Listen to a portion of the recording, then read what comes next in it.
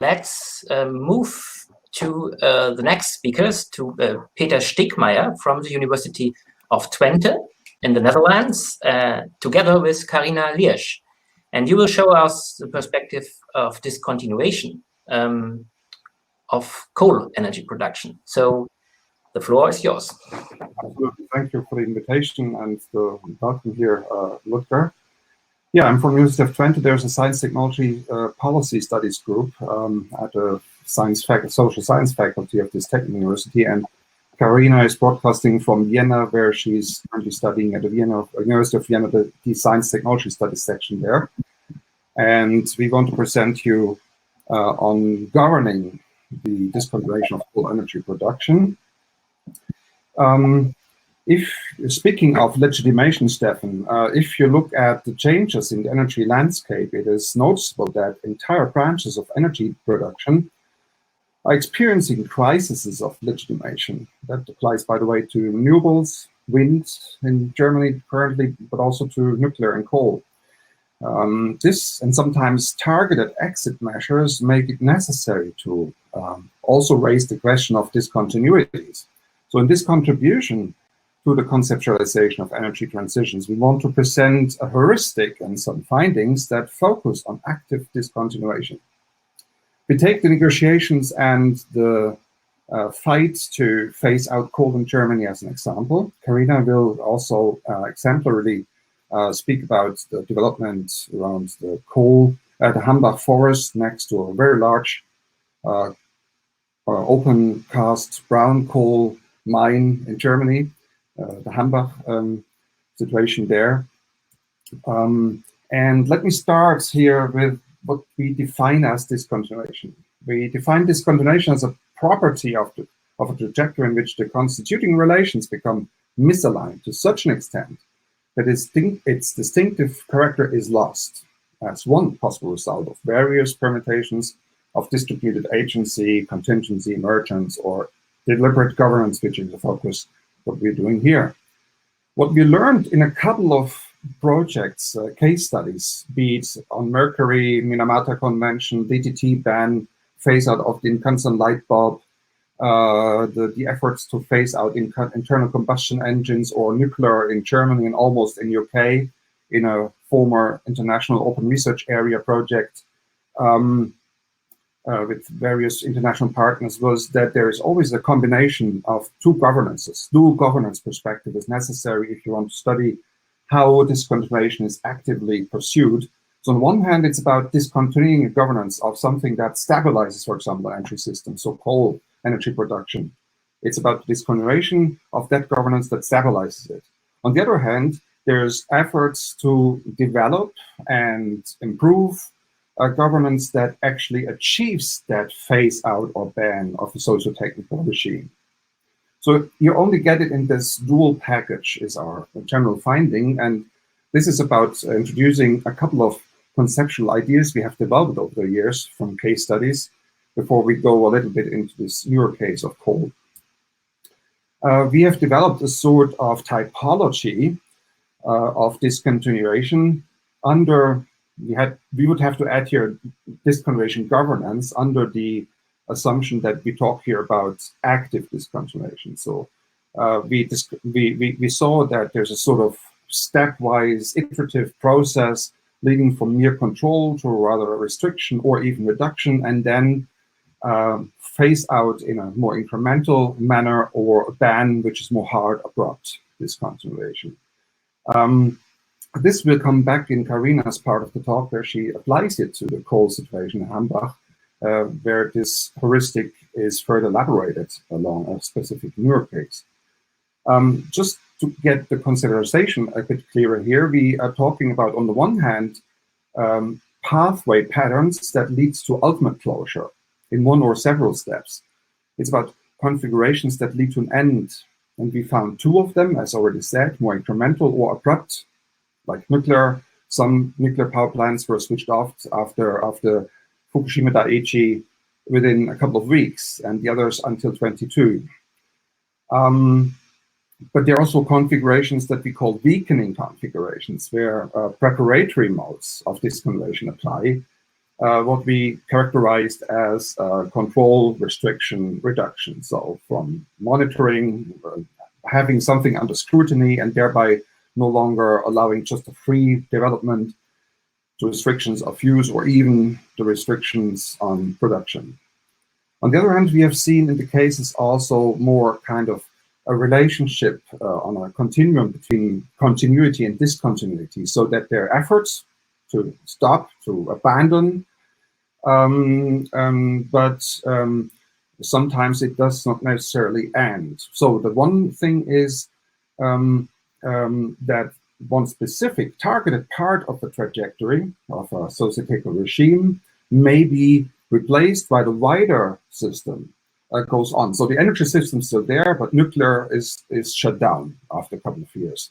So depending on the focus, you see both discontinuity and continuity a little bit depending on the focus, and you see something like replacement, or you see for specific things then also abandonment. So when you look deeper in that targeted subject, then you see that things sometimes simply end, are not directly replaced, or only after some time. We will see that replacement comes.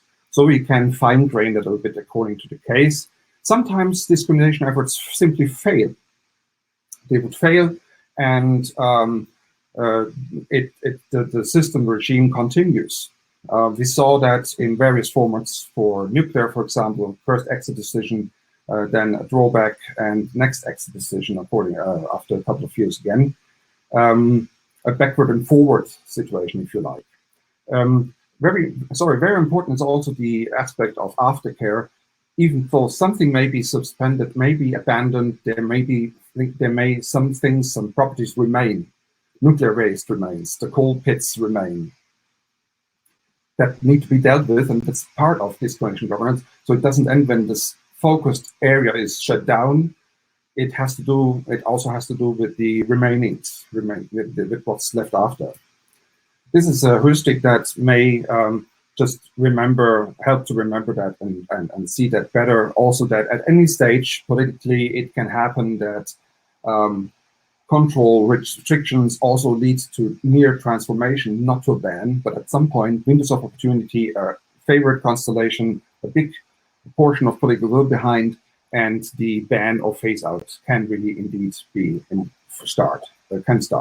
Here, the example from the light bulb case, where you see such things happening, like continuity of a certain lighting system going on with replacements, energy saving lamps and halogens and LEDs later, but the incandescents were banned immediately, 100 watts, and the others by wattage phased out incrementally. We would have more such pictures in upcoming publications about also energy systems, just I showed you this from our own research. And I guess this is now the part where Carina wants to come in. Yes, I'm taking over from here. I hope you can hear me sufficiently. So I want to look into what happens if we apply this conceptualization on the German coal phase out. So just firstly on the next slide, we see the illustration of the planned German coal exit trajectory as it has been decided upon just last year. And you see there's an incremental reduction, but if it's really going to look that way in the future, it's of course up for like empirical political questions. And that's where we come in and want to scrutinize it. So first of all, looking at some data from the past, the coal phase out in Germany, could you do the next slide, please? Yes. Thanks, perfect.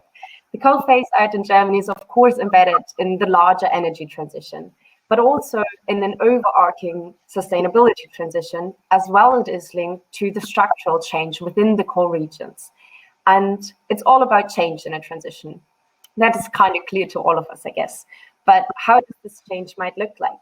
And going from 2002 to 2020, in 2002, there was still a share of around 50% of lignite and hard coal in the German electricity generation. Now, in 2020, even though, of course, we have to bear in mind that it's during a COVID pandemic, though, renewables have actually gained the lead in electricity generation, and coal has been reduced to an accumulated share of around 20%. So that's quite something, even though it's, of course, an 18-year span. So with this conceptualization period just presented, we want to look into how do these changes come about.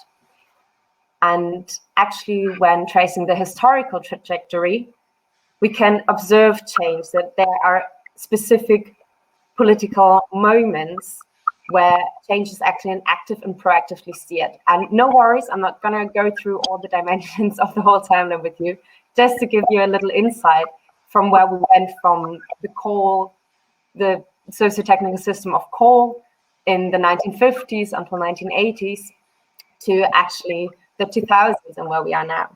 So, and of course, the history of coal is way longer than this, but at some point we have to start and stop with the analysis. So looking at the next slide on the past decade, of course, the milestone is the Paris Agreement, but also there are quite a few political changes in the German landscape and that are specifically and increasingly targeting the energy sector. And some key policies are, for example, the Energy Efficiency Strategy or the Climate Action Plan 2050. And really important to notice, the installment of the Commission for Growth, Structural Change and Employment, which is shortened with CGSCE here in the slide. And for some framing enthusiasts, often it is also called the Coal Commission. So yeah, and this commission actually was set up to come up with a compromise on how to exit the system of coal in Germany.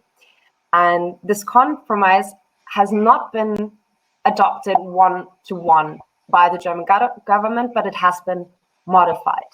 And in 2020, that was actually the year of the judicial and political decision-making that set the phase out to 2038 that might be renegotiated to 2035. So there's still a lot of vagueness about the future, how it's really going to happen. And if we take the latter as a concept, we see that this historical trajectory really points into a clear direction. Like you can really see the development of a phase out.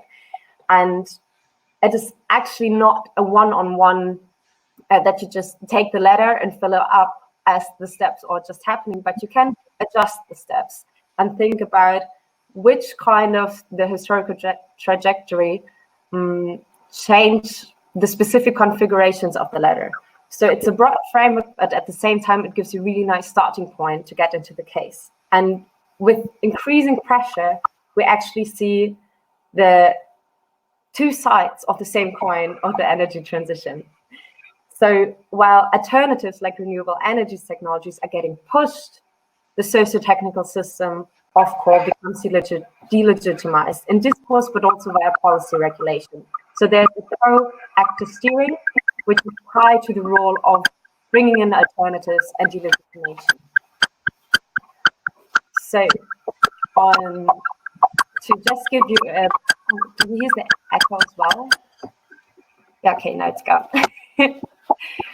To give you an insight about what kind of policy regulations stand behind that, on the next slide, we can see that more specifically. Perfect. The original letter was amended with the components of reorienting regime rules, pricing and containment. And 1 minute, Karina, just all the people who are not talking, just put off the microphone. I think this would be better. Thank you. Yeah, I hope it works. Okay. Okay, so here you see some concrete steps. And actually, the first step has been changed to rather not being a control mechanism, but more of a monitoring, having more of a monitoring notion and tying more into soft policy and acting superficial control mechanisms, more looking into first assessing of what is actually going on, and then going to what can and should we do about the system of coal. That brings us to the step of reorienting regime rules, bringing in alternatives, and so on. So it builds up and builds up. And actually in the phase out, we see the incremental step-by-step procedure of shutting down or putting power plants into standby. And despite a clear direction this phase out kind of seems to have, which you can observe with this letter, there is a harsh conflict about it, and very different sorts of arenas, of which the Hambach Forest conflict is one. So actually, what is at stake if we talk about the coal phase out? And the Hambach Forest conflict took place in 2018, even though it has a longer history. And you have to imagine it's a forest that has been cut down already for the extended coal mining, and it stands at the edge of a coal mine. And this has been occupied by protesters with tree houses. So there's actually engagement over physical conflict about the system of coal on the edge of a coal mine. So everything's quite literal. And all sorts of actors are involved: NGOs, citizen initiatives, activists, the energy company, the police, and courts. Discourse-wise, also ministries on the federal levels have kind of made comments. And also interesting, individual actors that are also represented in the Coal Commission, and they are also present in the conflict. And they try to make the forest a topic of negotiation in there, and somewhat have been trying to actually not make it a topic there. So you see these overspanning agreements, not only over the spheres of legal, social, political, and economic spheres, but also across governance levels. And all the different actors bring in different framings, prioritizations, and problematizations of what is important to them with them, from their standpoint, from their life realities. And thereby the implementation of a phase-out not really becomes one fixed problem one could address, but a problem mosaic. So that actually speaks to policymaking. If we see policymaking as making sense together, how do you do that when actors are making sense apart from each other? This also ties to the notion of actors bringing very abstract and concrete issues in, like climate justice versus people losing their jobs, living with corporate identity, like in a family line, or being resettled, and whole villages being demolished. So there are quite intensive dynamics on various governance levels. Okay, then let me continue. Maybe we have like 2 more minutes to wrap this up. Thank you, Karina. The conflicts have been mentioned. Here's a list of the most virulent ones. So the police versus journalists versus people mobilized and occupying the forest, or unions against each other. So pro-exit from coal, the services union, and the miners union naturally against the exit from coal, various ministries on taking different sides. If you look closer at what they're saying, also partially to be explained by their different party backgrounds in Germany. We have a coalition of 2 large parties here. So this is just a hint on how complex the situation is once you look into the arenas. Speaking of the arenas, it's on cabinet level happening. It's happening in the coal pit area. The bloody conflict is happening in place somewhere, but also maybe in the Lausitz. So we have to go, when we want to study this, to the sites. It's happening in front of courts. If you think of the Dublin power plant or forest clearance scan, it's happening in the media, in the mass media, of course, and it's happening on private property. So the protest leader is attacked by minor union members in front of her house in the area. Delegitimation and legitimation go parallel with each other. It will be a target for further analysis, how the interactions actually are, in how things are framed, and how both sides actually develop as a co-occurring form of framing German coal energy production. If you want, there is more detail on how we actually look at things. So we have what I already mentioned, the vital trajectory, fossils, for example, but more specifically coal energy production, or in Karina's example, the situation at Hambach Forest. So very large meso, micro situations need to be compared and calculated together, so to say, when you want to do this. There are more items we look into from a socio-technical perspective, but also a governance perspective. So what we conceptually do, if you're interested, we can explain on that, is combining some sort of innovation trajectory, multi-level perspective on innovation studies with governance studies, which is receptive to street corner bureaucracy, to street level governance making in action, basically.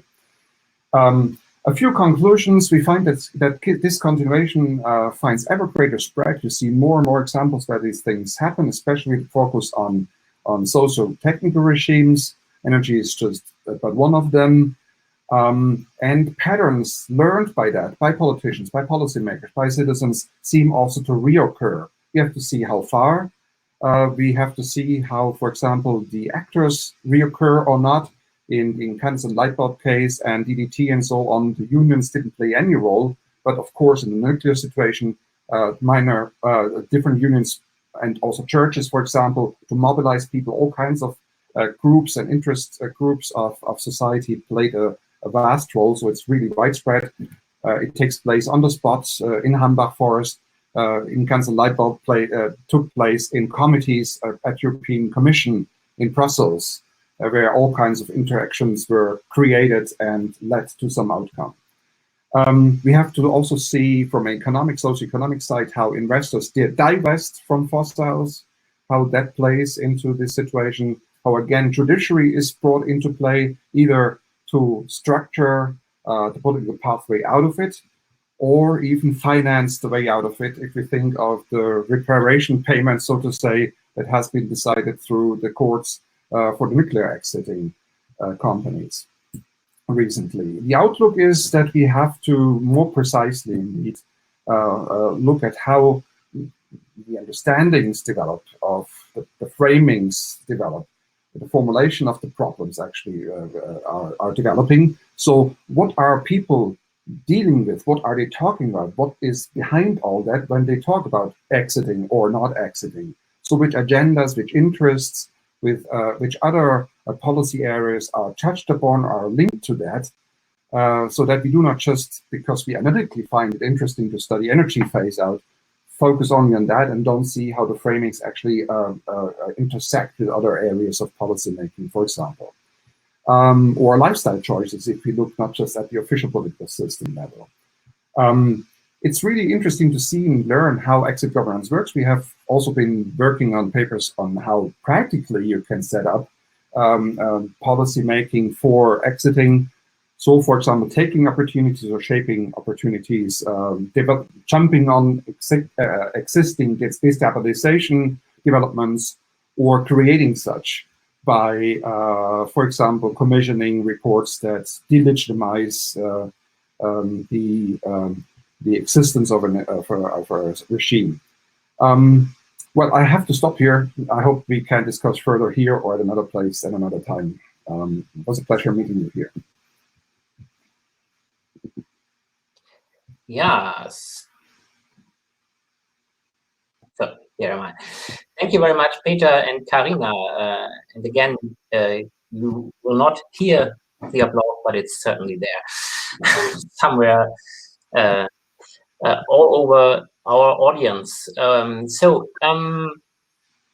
Let's start with questions and comments, and please again type them on the right-hand side in our chat. And as long as there is nothing, I will start. I think it's really interesting that you use this perspective of continuity and discontinuity. And so one could say also of innovation and ex-novation, because this is often missing in research. I have one question related to your theoretical conceptualization. Because there you used the vocabulary of policymaking, right? It was very much about governing and lawmaking and so on. But in your in the case study, there were different aspects came into play, like the civil society protest movements, the the unions and so on. So could you say something about this this gap, perhaps, or is there no gap? Thank you.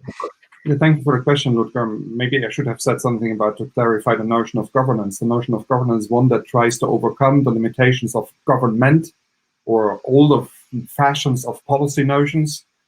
And there are newer versions of policy that encompass actually all those somehow involved in making policy. And we use the notion of governance that actually talks about the arrangements and the interactions, may they be systematic or formal or informal, of all those who somehow engage around a public issue in some form of public arena or half public arena in which it's happening, including also the material elements. So we have a strong STS influence on the notion, but we use a broad notion of governance. Yeah, and just to add, I think what is, for example, becomes quite clear with the Hambach case is that actually it wouldn't have gained that much attention if there wouldn't have been all these actors that were kind of forced to interact. And actually it even got into international newspapers being like, oh, what is happening there in Germany on the conflict of coal? So this is also, I think, why we can easily make a case from really looking from a governance, not government perspective, as Peter just said. Okay, thank you. Then there's a question of Abdullah, and he also mentions the notion of ex-novation. So how does your concept framework is developed vis-a-vis ex-novation, and also related to transition management, for example, Lorbach? Well, let me start with ex-novation. Maybe I think that concept has has seen some attention here in Germany mostly. I'm sitting here in Dortmund currently, so I know a little bit literature. It starts very much of a life cycle approach that an innovation comes to an end, and we don't see just innovations, we see things that have once been innovations, have become incumbent, have been normalized, and then at some point end. Of course, if you look at such cases like Latour's Aramis project, it's an innovation that stops short before introduction into use. And then maybe one could more meaningfully speak of ex-novation. At least that's my understanding, that we wanted to avoid this idea there's an innovation cycle we're talking about. It's far more. Links to Lorbach, we don't talk about transition management has been very much a set of instruments, Abdullah, I think, that has been used to make policy. We're observing policy mostly, and we're using something they have also had in mind, of course, that's very powerful multi-level perspective, reconstructing the different dimensions of historical developments between incumbent, niche, and landscape levels. Just that we have emphasized with a little bit of infusion of governance studies, very constructive governance studies theory, we have emphasized the governance framework, not to be understood just as the cabinet politics or something like that. As I said, the broad governance framework, where politics are made with various forms of actors, even non-human ones, and have kind of enlarged that focus in the multi-level perspective to have more focus on, from the kingdom, three streams model, on how agenda setting and agenda development happens in terms of problem focus, policy, and politics. Besides then socioeconomic, socio-technical, and even meta-governance levels. So we have kind of make a stream model out of the MLP thing, and are a bit further away from actually talking about active pursuing a transition. But as I said, we're working on a set of practices that we have observed that have worked or not worked, so that practice can be informed. Does that somehow satisfy your interest? Or ask further, please. Yeah. If not, I would have had the same question related to how do you relate to the multi-level perspective? Because is it about what do you think about this? Is it within the system, or is it about those small scale innovations that you are talking about or don't you or do you not relate to the multi-level perspective of Gels and others? Well, implicitly, we relate a lot to it, and the heuristic, which I couldn't show, how we actually carried out research. There was, of course, a multi-level perspective, but also a sort of trajectory perspective present. The multi-level to have a sort of map on which we can find where we can focus on different things occurring, and then using a more process tracing way of looking to look in real-time policy processes. I looked at how in Brussels the ILB phase-out was negotiated at various levels. For example, in one case, another stated for other cases. So that's when this developed. So we combined these efforts. Frank Gels was part of the project, actually, didn't have his own case study. And so maybe that's a reason why we did not do the pure MLP, but a sort of augmented, enlarged form. But everybody who knows MLP knows that Frank and the others are very open to filling in these gaps that you need for the specific case study that you actually need. And it's open and receptive to that. But in the background, this multi-level perspective is extremely important. Has been extremely important so far. Yeah, thank you very much. But I think you are adding really important aspects to our ways of thinking when you conceptualize discontinuation. So there are no other questions right now in the chat and no other comments. So I think that we should go on. So thank you very much, and Peter, thank you very much, Karina. This was really interesting. And now we...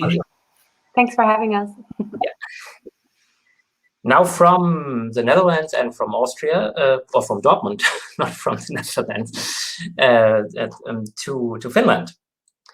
And I'd like to hand over to you, Sakari Höysniemi, I hope this is right, from the University of Helsinki. So Peter, please stop the screen sharing so that Sakari can use his presentation. Perfect. Okay, wonderful. So do you hear me? Yeah, we hear you. And now okay, good. Start your presentation. And you will tell us something about socio-technical imaginaries of energy security. Yeah. So the floor is yours. Thank you. So do you see my presentation as well? Okay, good. This is a paper I've been working on for a while, and I actually changed the title a little bit. So to question transition in security or security transition, and I'm also opening up here a bit more on the methodological side of the paper, as I'm combining the socio-technical imaginaries framework with the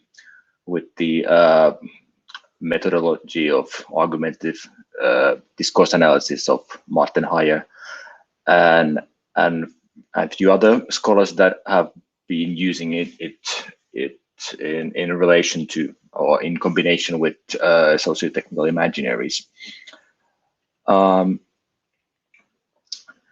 So yeah. So basically, what I've been trying to ask in this research is what are the kind of the key storylines and recurring discursive strategies with regard to energy transition and energy security, and then how the ongoing transition is perceived to impact on energy security, widely understood, and how the agency of Finland is being kind of reimagined in relation to the identified storylines. So basically, I'll start with the background. I'll give you some insights to the Finnish context, and then I'll discuss a little bit theory and conceptualization behind security and transition literatures, and then I'll discuss a little bit of the research design. I will then move to the data and methodology part, and then give you the results, and then try to give you some conclusion. So I think most importantly, my aim is not to build like a strict antagonism or between these two spheres, security and transition in the context of energy, but actually try to find some elements of kind of dialogue and where actually these logics could be combined. But also my aim was to kind of understand these differing logics of imagining or anticipating an energy future. So I think in this sense, I hopefully contributing to the to this theme of session. So just a background that the Finnish energy policy could be considered based on a rather small elite, and it's the policy making is really policy driven. I can soon describe you a bit more detail this rough picture of the kind of key actors of this energy actor landscape in Finland. But as one can note from the previous research, that the kind of the leading vision has been security of supply linked to affordable energy, and vision tends to be rather engineering driven, and also in terms of scale of governance, it's been rather centralized. On the other hand, Camilla Karhumaa, also a colleague of mine applying the socio-technical imaginaries framework, on the other hand, concludes that actually carbon neutrality is widely shared vision, but it contains flexibility, how different actors at different levels perceive it to be achieved. So basically, if you look at the energy production and consumption in Finland, roughly 40% is produced domestically. There's long tradition of biofuels, and because forest industry has been one of the key industries in Finland, leading the industrial sphere, and another important fuel has been peat, where there's been a long debate whether to phase out it or not, and I'm going to talk about that as an example a bit later as well. And then we also have hydropower, and then significant amount of nuclear production. But the other side of the coin is are the energy forms that come from abroad. As Russia is neighboring country of Finland, oil, gas, coal, uranium, and to some extent also biomass that is being imported from Russia, but also another significant part of the energy system of Finland is the Nordic electricity market, Nord Pool, where roughly 5% of the Finnish electricity comes from. So in this research, I'm looking at the time period 2015-2019. So it was based on a governmental vision titled "Towards Zero Carbon, Clean and Renewable Energy by Cost Efficiency," and it included clear targets of coal phase out and increasing self-sufficiency and halving domestic oil use. So basically, coal phase out has been now planned to be in 2029, and Finland is progressing with this self-sufficiency target, but the oil use is still in the making.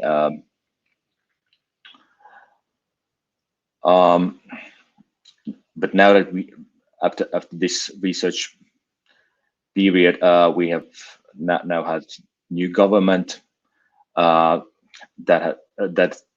has still some of the elements of this governmental vision, but now the element of justice has emerged in addition to this zero carbon and clean vision. But if you look at the organizational landscape in Finland, Ministry of Economic Affairs is the kind of the energy ministry, and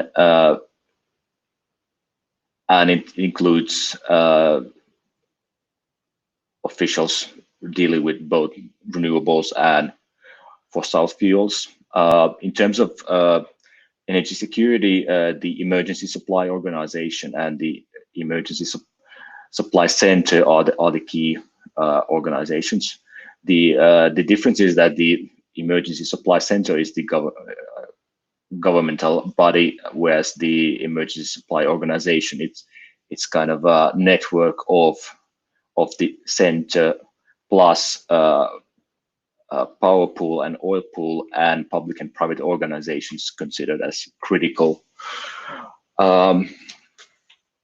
Then another body under the Ministry of Economic Affairs Employment is Energy Authority, that's just basically steers functioning of markets and includes electricity and gas as the energy forms to be steered. Then we have four key energy companies that I've identified that play a key role in the Finnish energy policy debate.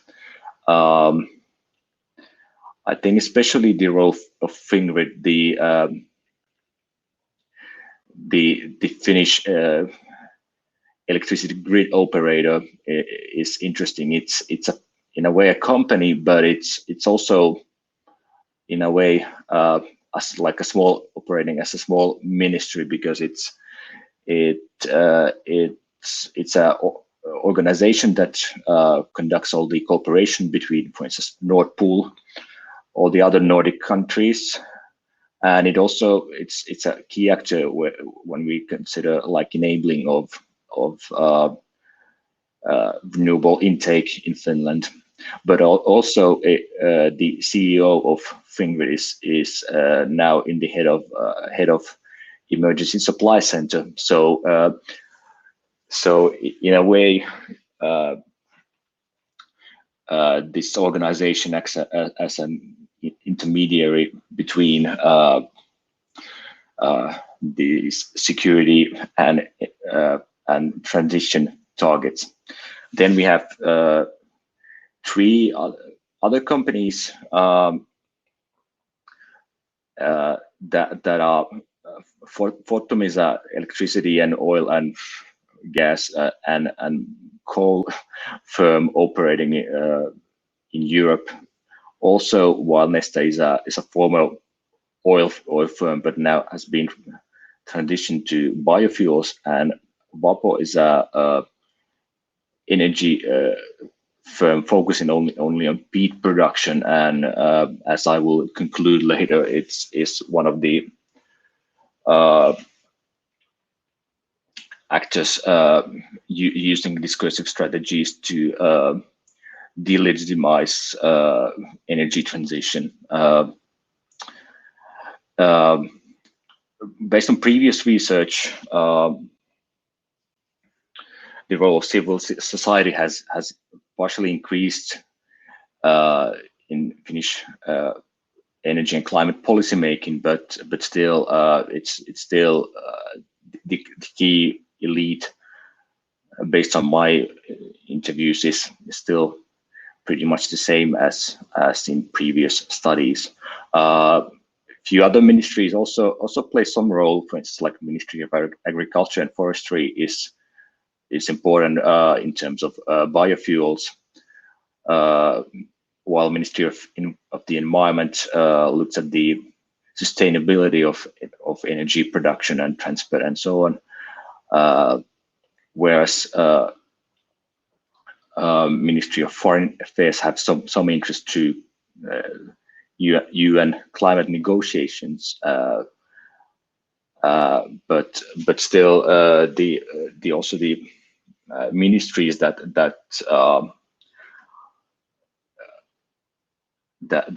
have role are still rather minor compared to the Ministry of Economic Affairs and Employment, who's in charge of designing climate and energy strategies, for instance. In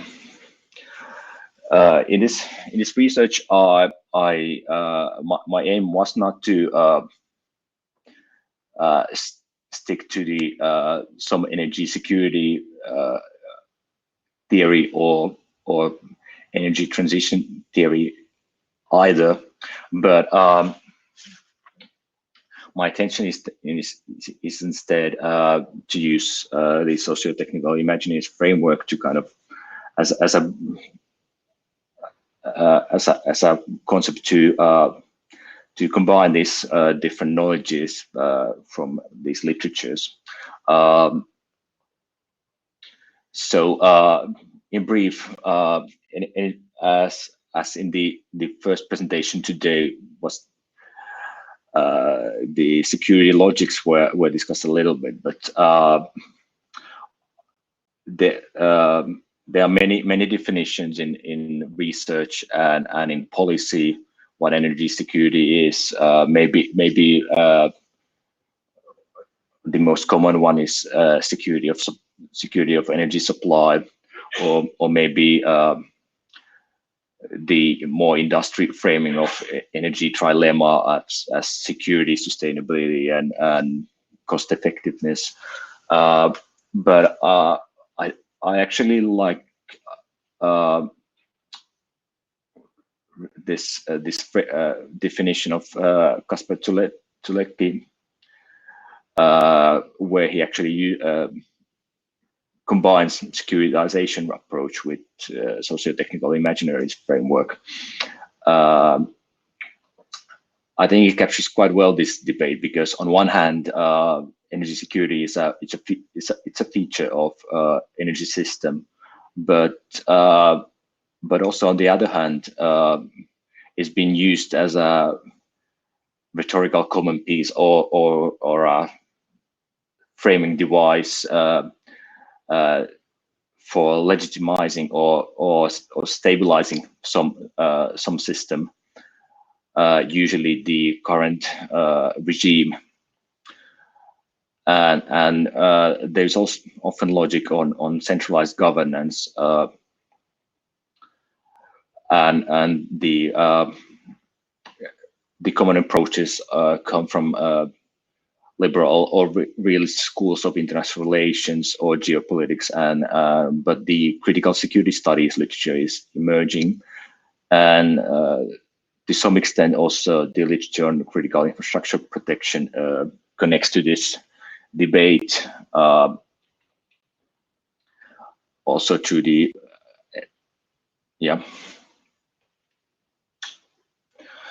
So whereas energy transition is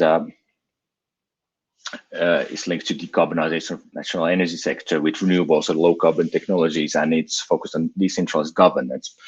you have MLP and other transition theories there, and also geopolitics of renewables. Geopolitics of renewables literature is emerging. So my intention was was try to make some bridges here. I try to maybe discuss them a bit later. So basically, I'm not using time for discuss what's socio-technical imaginaries as you know it, but I think what's interesting here is to combine this concept with the framework of Martin Hayer's socio-technical of storylines. So as I see, the socio-technical imaginaries are the broader visions that are more abstract, whereas the storylines do the policy work. They are more kind of street level conceptualizations of the future and current and present. So basically, I looked here at I identified storylines, and then first for the energy security, based on the content analysis I conducted in Atlas TI, and then I did the same with energy transition, and these last storylines 7 and 8 kind of discuss the interplay between these storylines. So I consider energy transition and energy security as socio-technical imaginaries, as they both contain interpretative flexibility, but I also consider whether a new imaginary is actually emerging.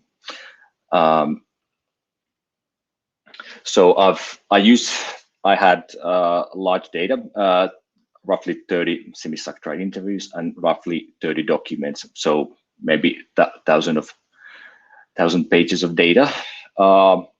I try to combine have a broad spectrum there to have both public and private actors, NGOs, and so on.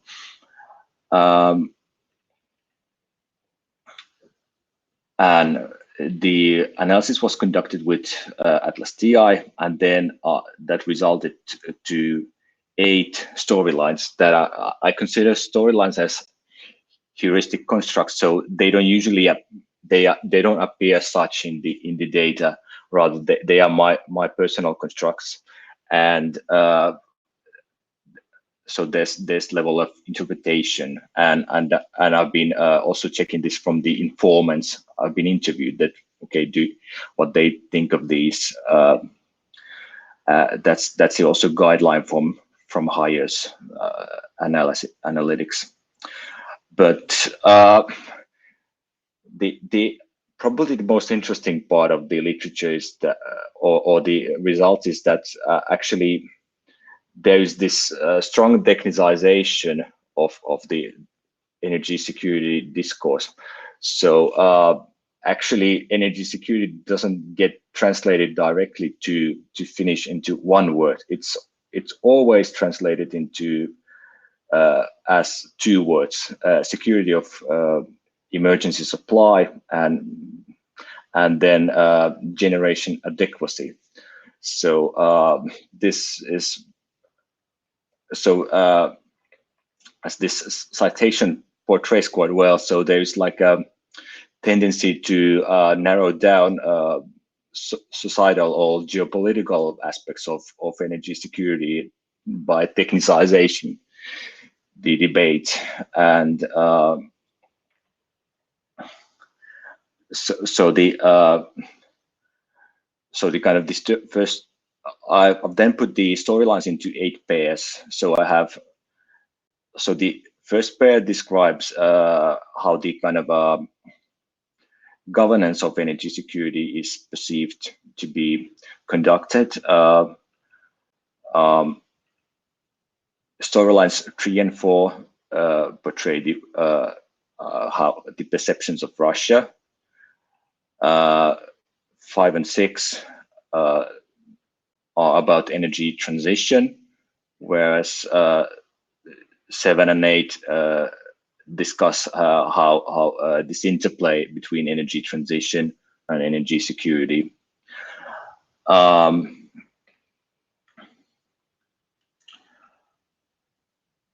Maybe as there's not much time left, I go to the conclusion, and we can discuss a bit more this research. What I see here, that there's in both of these imaginaries, transition and security, there is a perception of more active citizenship and statehood. But there's some blind spots. So these it was difficult to find, especially in documentary data, documents that would explicitly discuss these two spheres and their relation. So the only report that explicitly discussed how energy transition impacts on future energy security was a report conducted by Emergency Supply Organization, by one consultancy firm, and it only focused on techno-economic aspects of future energy security. So one thing that's partially missing from this debate, that and actually the Texas case is a good example that future energy system still continues to need the preparedness exercises and other and also some technical arrangements for securing the systemic operation. But there's also lack of knowledge between actors. This is a bit surprising, considering Finland is at 5.5 million population. So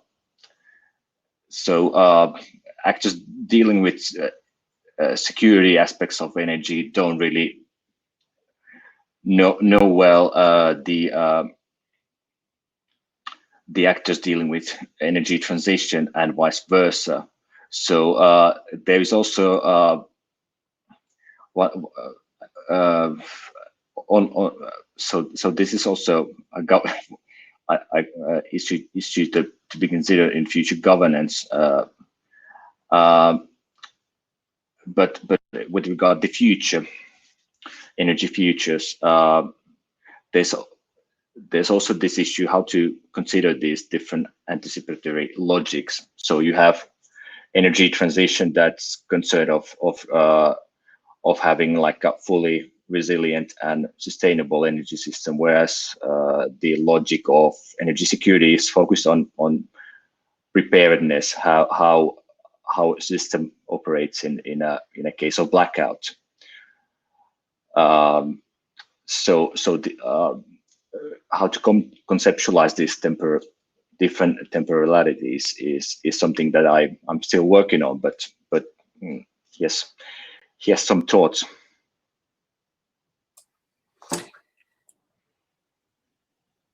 Yeah, Sakari, thank you very much for your presentation. And there are still 5 minutes left. First question is from Peter. Could it be that you are trying to link resilience and transition conceptually? Security during change, security of changing a system, de facto and imagined. Yep. Yeah, that I to some extent agree. So as I have on one hand empirical case, but I also try to consider this conceptually, because these security and transition literatures don't really engage much with each other. So yes, that's what I still need to work on this paper is how to better connect these temporalities. So I don't have yet like a clear idea how to do that, but that's one of my intentions. Then a question from Abdullah. I assume there are different definitions of security and energy security. Do you consider multiple definitions of energy security? For example, if and how national security, geopolitics. What are these? You touched on these shortly, but didn't have much time to elaborate. Maybe how one defines these also probably provide insight into the imaginaries. Yes, I fully agree. My intention was not to define in advance what security means or what energy security means. I let it the informants and the documents to define it, and that's how these concepts of storylines helps to open up the nuances between in thinking.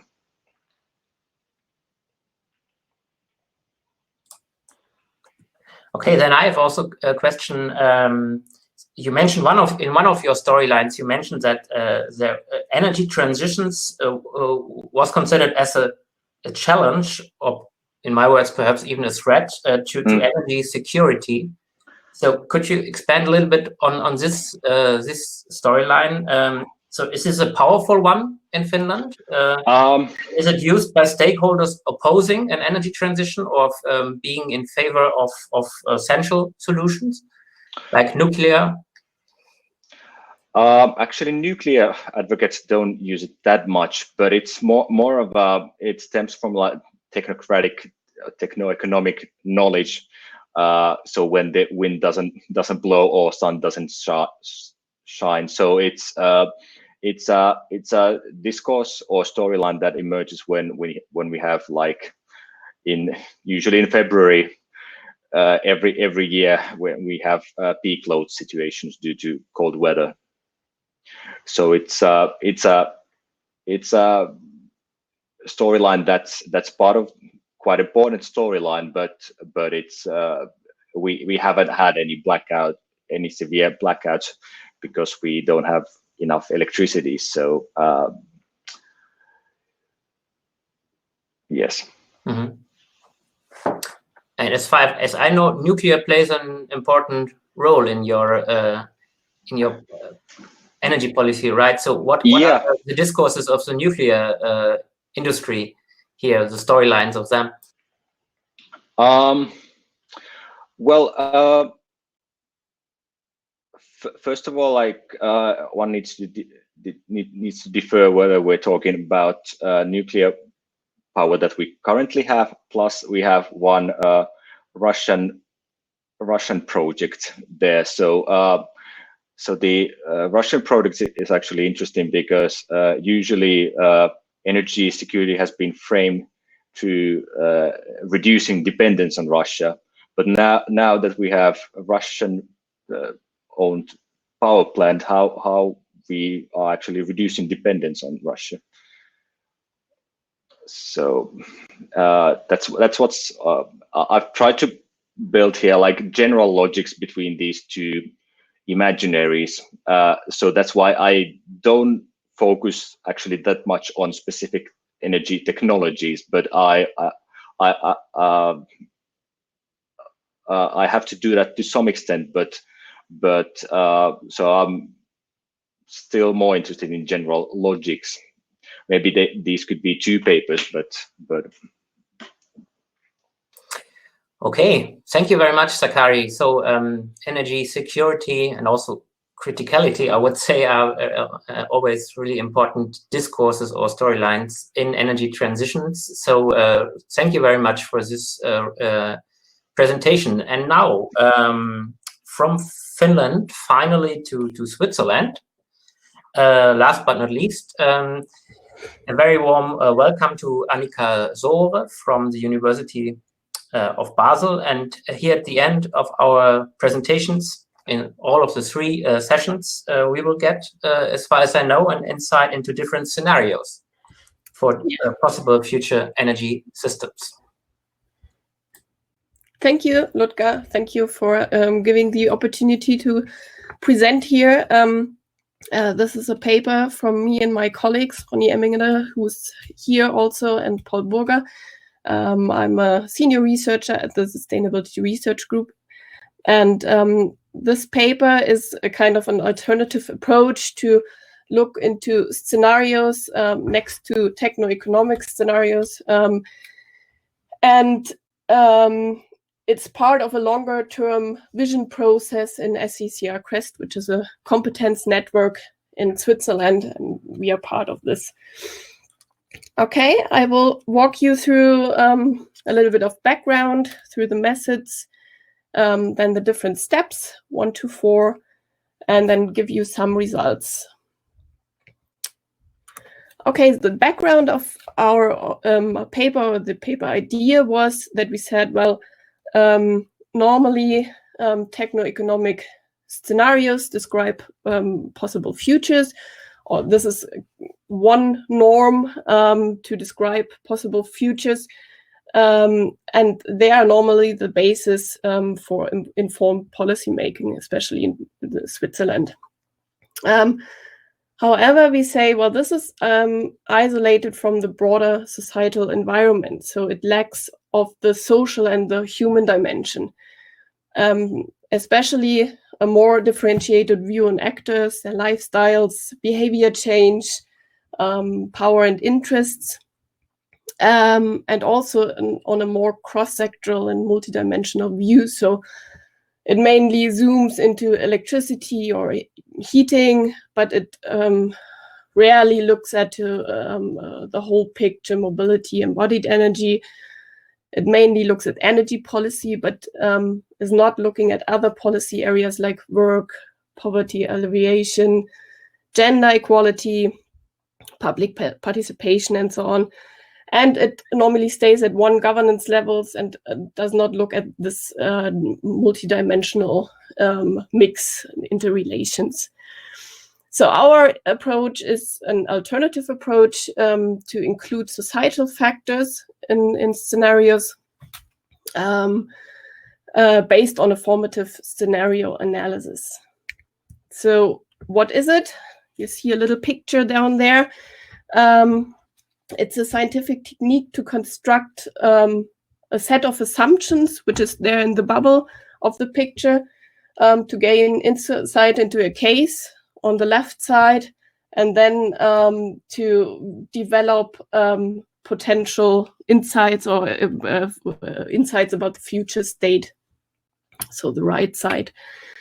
You have certain steps, which I will go through in more detail afterwards.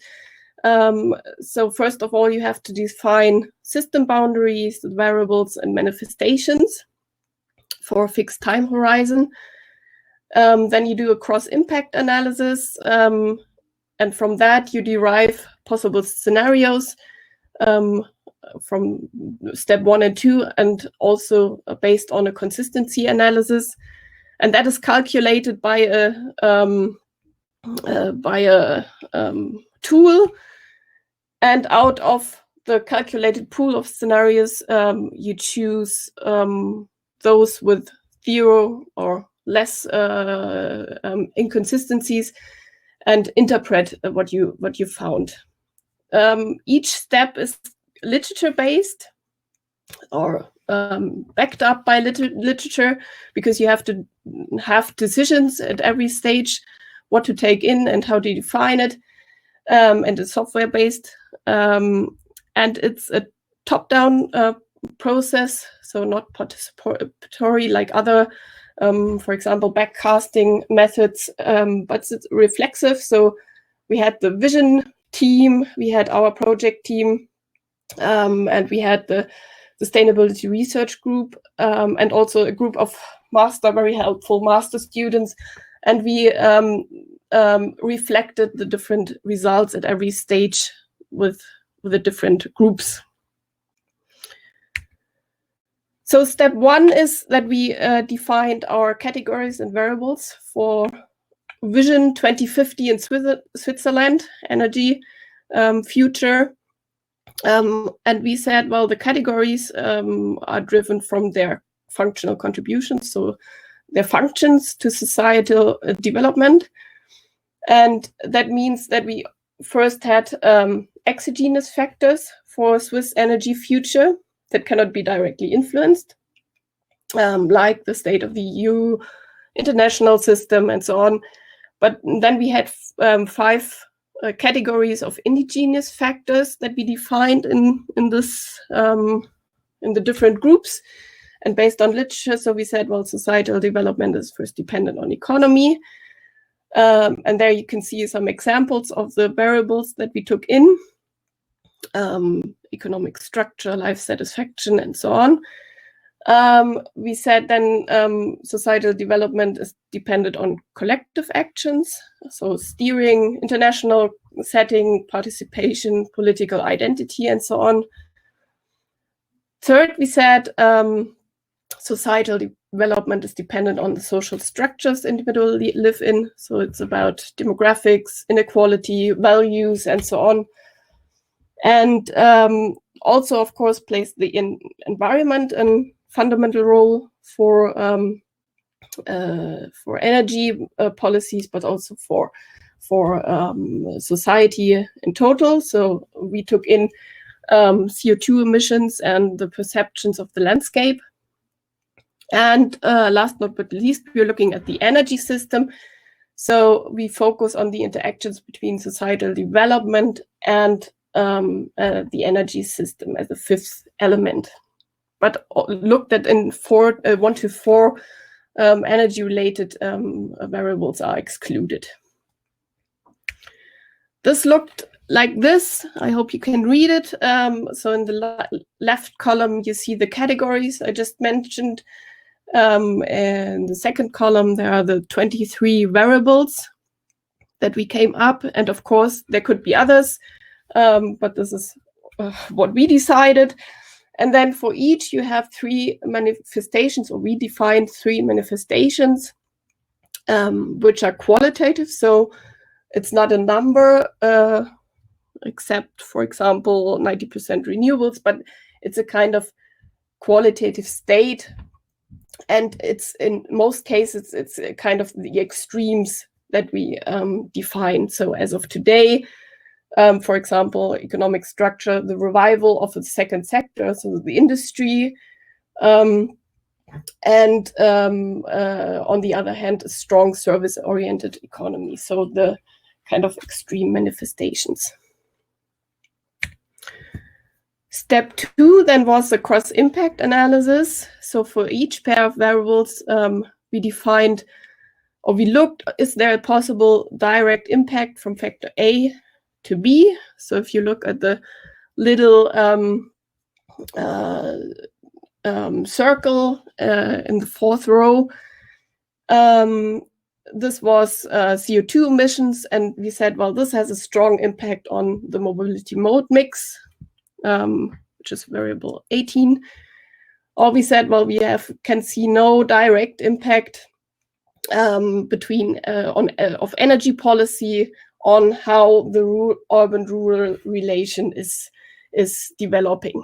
So at least no direct impact.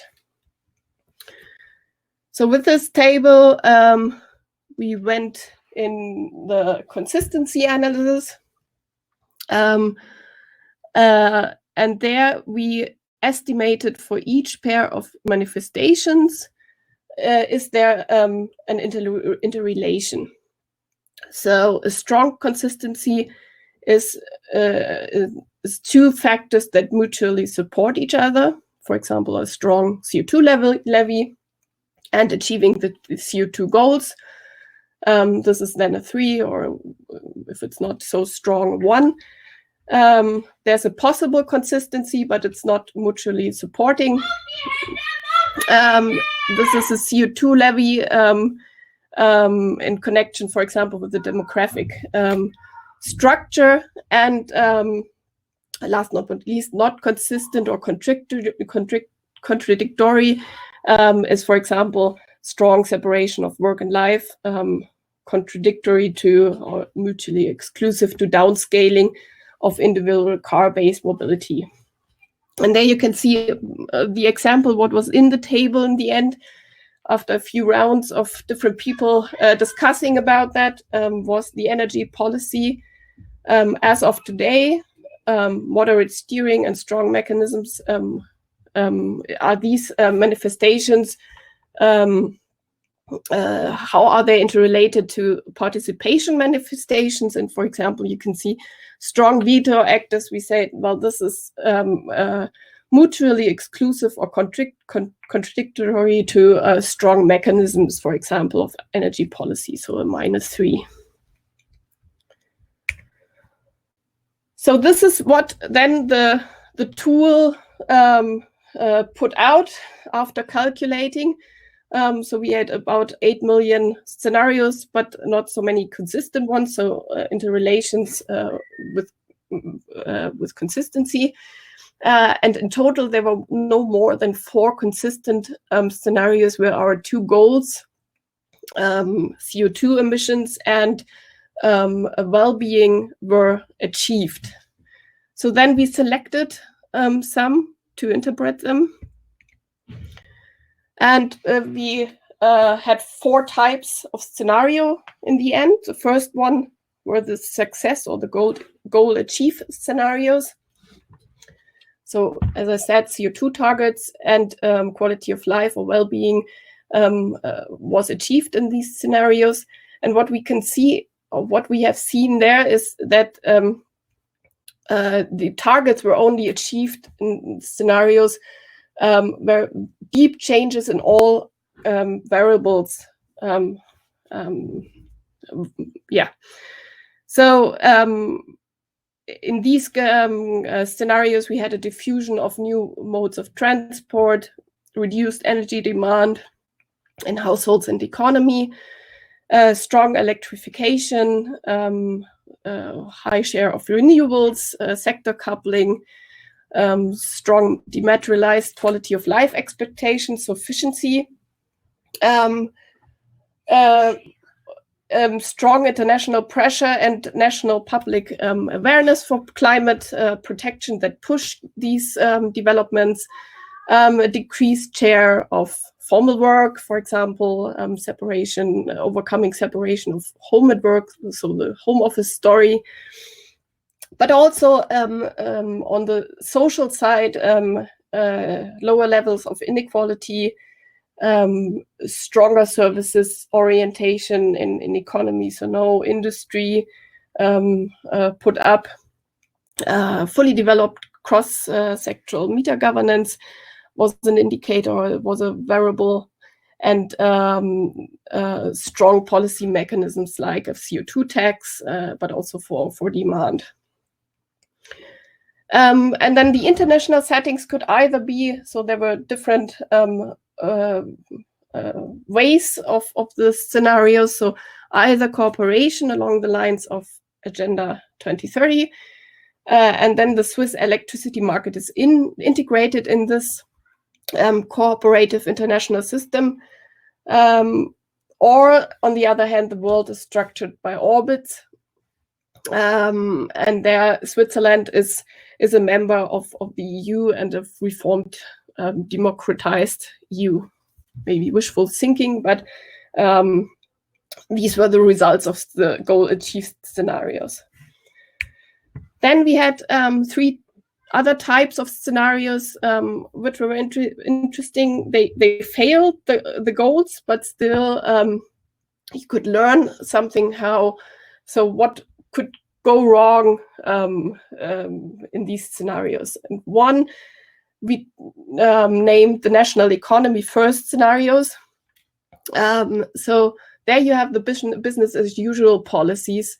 And this morning, Katrin also talked about that. So there's a strong focus in these scenarios on domestic industry. So a very nationalist movement leading to failure, and also with half-hearted then energy policies. The Switzerland goes halfway scenarios there. This could be a quite realistic scenario. So there are quite some efforts to achieve successful energy transformations. But but there all other social areas are not taken into account. So work-life balance, social injustice, and then what we interpreted was that you have a backlash to energy policy, and then in the end, the goals are not achieved. The bright social but black environmental future is the opposite. So there you have kind of traditional social democratic policies with a strong emphasis on this, but then only moderate energy policies measures are taken. Yeah, I'm nearly there to prove, and then CO2 emissions are not fulfilled. So our major findings are a lot of question marks and be careful remarks with this, because of course it is based on our assumptions, but interpretation of the scenarios, we said, well, what you can see is that there is a strong link between the energy future and the societal future. So those futures go hand in hand, that look at the decarbonization of the energy future, but also include society and societal changes.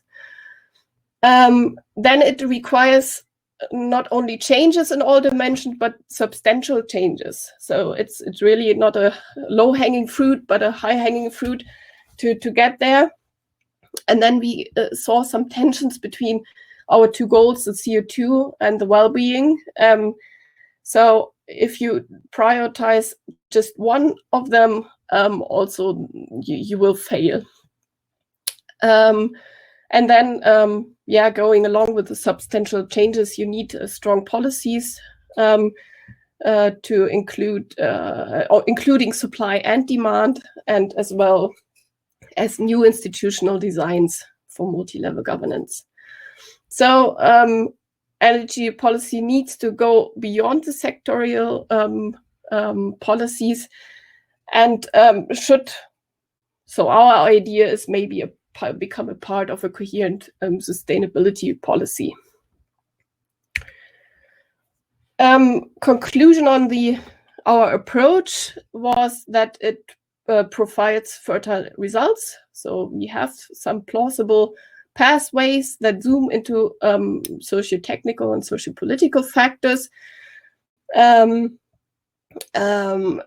Of course, the results, as I said, are dependent upon the selection of the factors that we did. So if you select other factors and have other interrelations defined, consistencies, then of course you get another picture. But it is a good way to zoom into that factors that are normally just black boxes or some assumptions in the techno-economic models. So, and this is important, it's not about accuracy. You're not mirroring any reality in 2050. Of course, we have the uncertainties, but it's about plausibility. So the goal is to develop plausible futures, and very important to be transparent and regarding the choices and the methods, so that others can maybe have other methods or other choices, and then have other pictures, but you can see how it developed. And of course, it's not an alternative, but it's in a complementary approach. So we are not talking against the techno-economic future models and other energy future projections. So we heard a lot in the last days about imaginaries and so on. Backcasting. So these are all complementary approaches, and they have all their good arguments for choosing the different approaches. But we say if you have a more diverse basis for decision making and energy policies, the better. Okay. If there are questions, we would be very curious what you have to say and discuss that with you.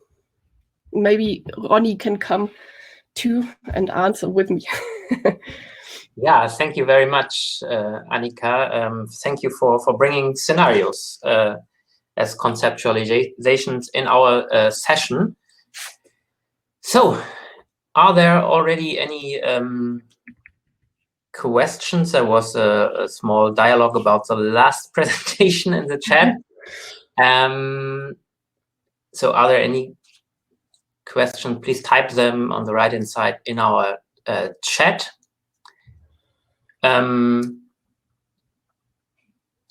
So there's one from Sakari. I may have missed, but do you see any hope on the EU policy sectoral integration debate? Yeah, hope is yeah, no, for the paper we as I said, had this as an exogenous factor, so we tried to see if it has an impact, but it was nothing that we target with the Swiss energy policy, because or with the Swiss scenarios, because yeah, I think this is out of the scope. But of course, there's hope. Maybe if I step in here, can you hear me? I mean, we considered it as an external variable with different manifestations. So we looked into developments or plausible possible developments in the European Union, and this included a more fractionate kind of tendency, in which kind of these kind of cross-sectoral interrelations will become ever more difficult. And like as our scenarios kind of illustrate, is that this will make an energy transition for Switzerland also extremely difficult, or let's say impossible, because the success of the energy transition in Switzerland in our kind of successful scenarios depends on a certain kind of reformed or democratized version of the European Union, which then also includes some sort of kind of collaborations across different sectors. I mean, we did not look into kind of the specific sectors that have to collaborate, but some sort of a collaboration at the European Union level is kind of a must also for Switzerland to transform and to change, as the Swiss energy transition is so dependent on its international embedding. Okay, then we have a methodological question from Peter. How far have the scenarios been checked with stakeholders? Developing scenarios with stakeholders can enrich them and can test them in their performative value for the stakeholders. Yeah, thank you. That's interesting. Yeah, indeed, we had in our vision process, there were two kind of vision processes integrated, and one was a backcasting process together with stakeholders, and we then in the end tried to come up with one, or is still coming up with one white paper. So this was another approach, but as I said, our approach itself is not participatory. It's kind of involving different expert levels. We also checked this with our modelers in SSCR Crest. So we had some insights there, but we did not communicate that with external stakeholders. But you're totally right. That would be the next step to discuss that with them and see. So our first step now will be to go out with a white paper and see then the reactions and go on with the discussions.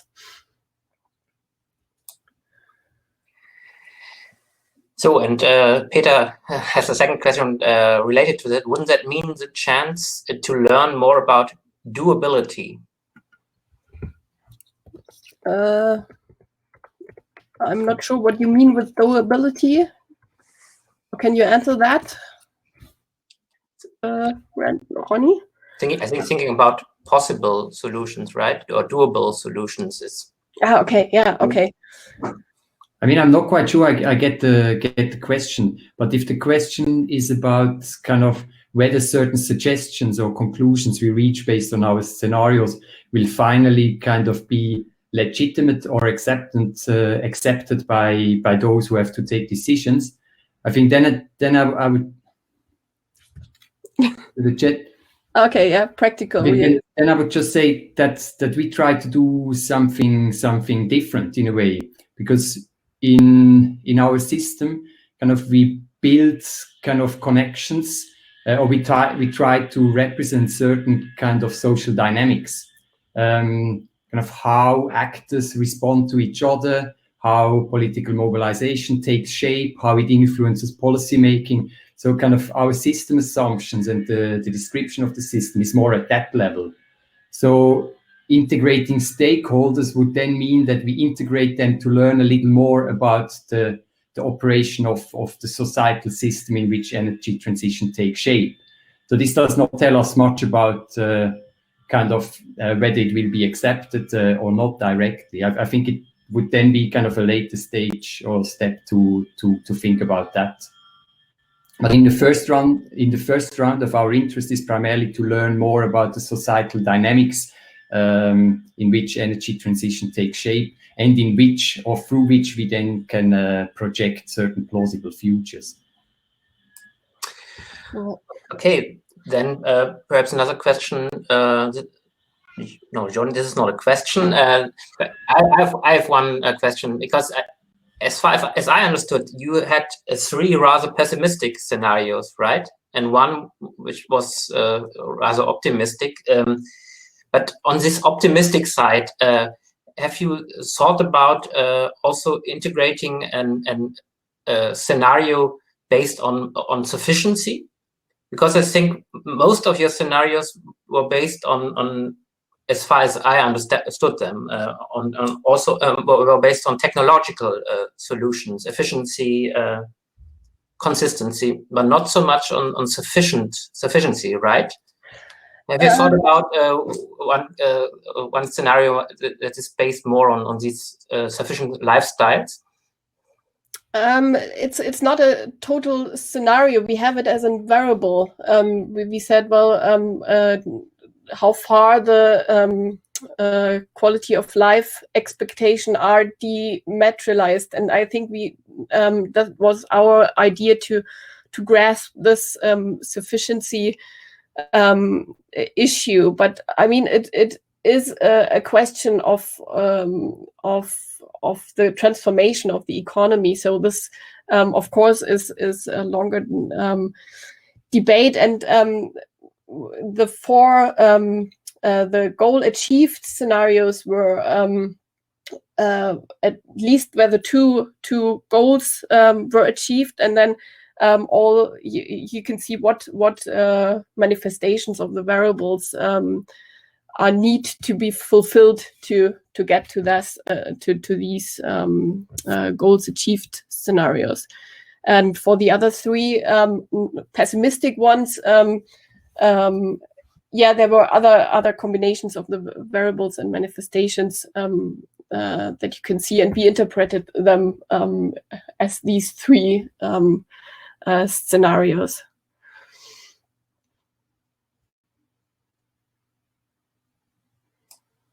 Okay, so you can see in the chat that Peter has some ideas, showing a website and also another article, so you can check them, or we can check them. Yeah, thank you very much. In order to understand his argument here better. And also another one from Yoni there. So a vibrant discussion in the chat, but I'm sorry, we don't have the time to continue. We are already 5 minutes over our limit. So on behalf of everyone here, I would like to thank you, Annika and Roni, but also all the other speakers for their presentations, and for sure for the discussion, contributions, and questions. So have a nice weekend, and see you somewhere else in real life or in these virtual new virtual places.